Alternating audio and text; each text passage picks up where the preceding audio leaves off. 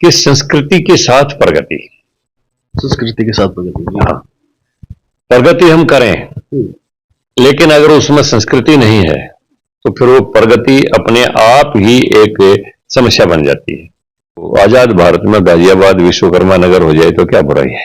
आप बिल्कुल हम इसकी पैरवी करेंगे और भगवान विश्वकर्मा हमारे आराध्य देव हैं और इस सृष्टि के रचनाकार तो परमात्मा स्वयं है, लेकिन इस सृष्टि को सुंदर बनाने का जो काम है, सुसंस्कृत बनाने का जो काम है, वो भगवान विश्वकर्मा ने किया है। निश्चित तौर पर भारत जो है ना, दुनिया के शीर्ष मुल्कों में होगा।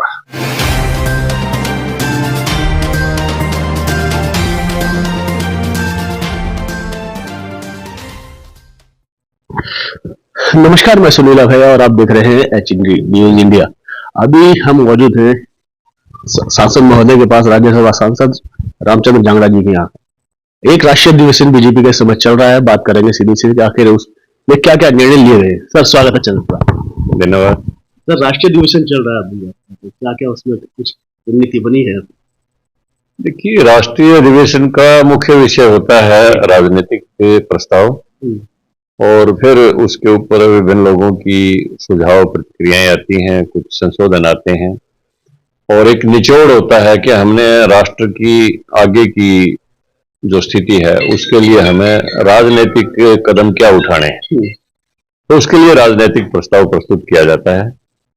कल माननीय राजनाथ सिंह जो भारत के रक्षा मंत्री हैं, उन्होंने राजनीतिक प्रस्ताव पेश किया है जिसमें अभी तक की मोदी सरकार की उपलब्धियां 10 साल की और आगे का विजन कि हम 2047 तक जब 100 वर्ष पूरे होंगे देश की आजादी के, तो इस देश की स्थिति क्या चाहते हैं, वो जनता के सामने पेश किया जाता है। कल वो पेश हो गया है और काफी लोगों ने उसको फिर अनुमोदन करके और हाउस ने यूनानिमसली उसको पास कर दिया है। आप वहां पर मौजूद रहे थे। हाँ, तो क्या लगता है कि 2047 तक भारत की जो दशा है वो किस तरीके से दिखाई देगी? निश्चित तौर पर भारत जो है ना, दुनिया के शीर्ष मुल्कों में होगा और ये स्थिति स्पष्ट दिखाई दे रही है, क्योंकि जब मोदी जी ने कमांड संभाली 2014 में, तो उस समय भारत की निचले पायदान से 5वीं स्थिति थी, आज ऊपर के 5 देशों में शामिल है।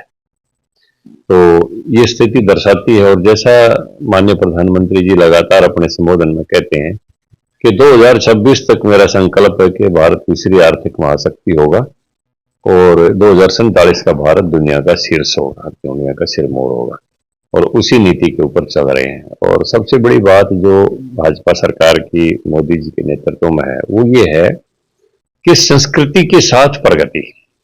संस्कृति के साथ प्रगति। हाँ, प्रगति हम करें, लेकिन अगर उसमें संस्कृति नहीं है तो फिर वो प्रगति अपने आप ही एक समस्या बन जाती है।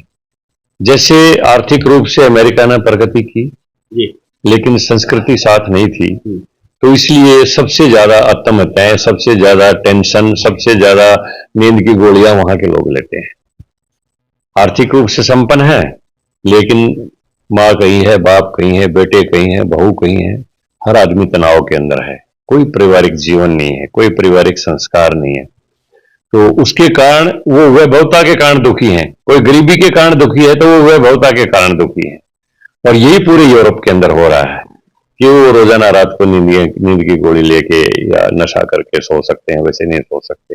ये बिना संस्कृति की प्रगति है और भारत की प्रगति के साथ साथ संस्कृति चल रही है। जैसे राम मंदिर है, ये हमारी संस्कृति की धरोहर है, तो हम इन चरित्रों से सीखते हैं।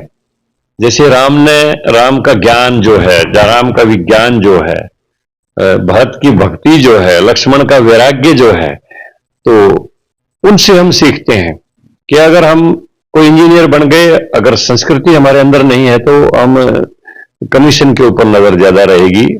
किसी बिल्डिंग को, पुल को, किसी को भी बना रहे हैं, उसके ढांचे के ऊपर उसकी कितनी बढ़िया क्वालिटी है उसके ऊपर नजर नहीं रहेगी। ये रहेगी कि मेरा कमीशन कितना है। वो बिना संस्कृति की प्रगति है। अगर हम डॉक्टर बन गए तो हमारी अगर संस्कृति नहीं है तो मरीज की जेब के ऊपर नजर रहेगी, उसके इलाज के ऊपर नहीं रहेगी। हम न्यायाधीश बन गए, लेकिन संस्कृति हमारे अंदर नहीं है तो हमारी न्याय पर नहीं नजर रहेगी, वो क्लाइंट की जेब के ऊपर रहेगी, हम उसको कितना निचोड़ सकते हैं।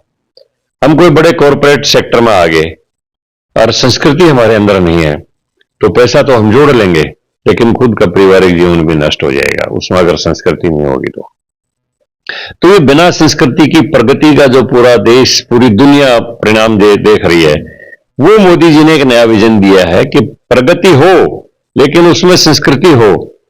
अगर कोई आदमी इंजीनियर बने तो उसके अंदर भारत की भक्ति हो, देश के प्रति निष्ठा हो उसकी। अगर कोई आदमी डॉक्टर बन गया तो उसके अंदर लक्ष्मण सा वैराग्य हो कि वो अपनी सब चीजों से वैराग्य करके और अपने एम के प्रति, अपने कर्तव्य के प्रति करे। अगर कोई राजनीति के अंदर भी ऊंचा पद पा लेता है और अगर वो संस्कृत नहीं है, सुसंस्कृत नहीं है, तो फिर वो राजनीति में भी भ्रष्टाचार में लिप्त होगा। अगर उसकी संस्कृति सही है तो फिर वो देश के लिए, राष्ट्र के लिए काम करेगा।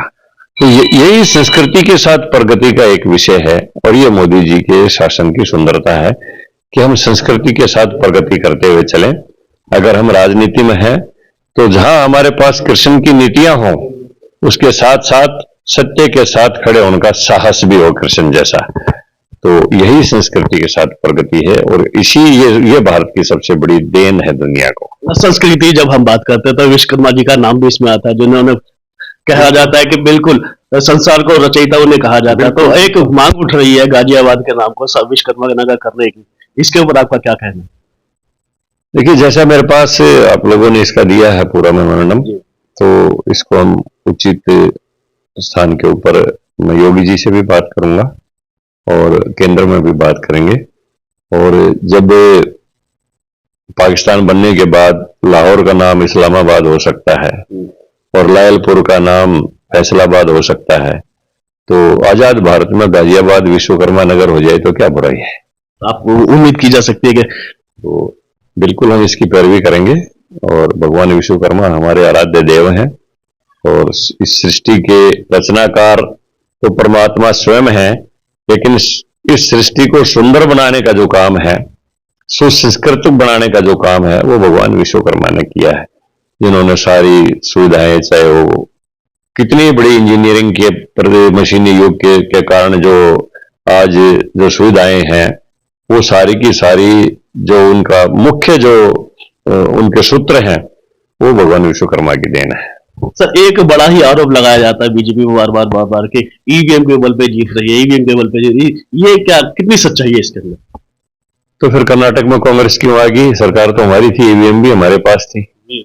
तो ये मिथ्या आरोप से क्या फायदा होता है कि खिसियानी बिल्ली खंबा नोचे, वही चल रहा है। हाँ, वो उसका कोई फायदा नहीं है। तो ईवीएम वगैरह में अगर कोई गड़बड़ हो तो फिर कांग्रेस तो जाती ही नहीं यहाँ से। सही कह रहे हैं।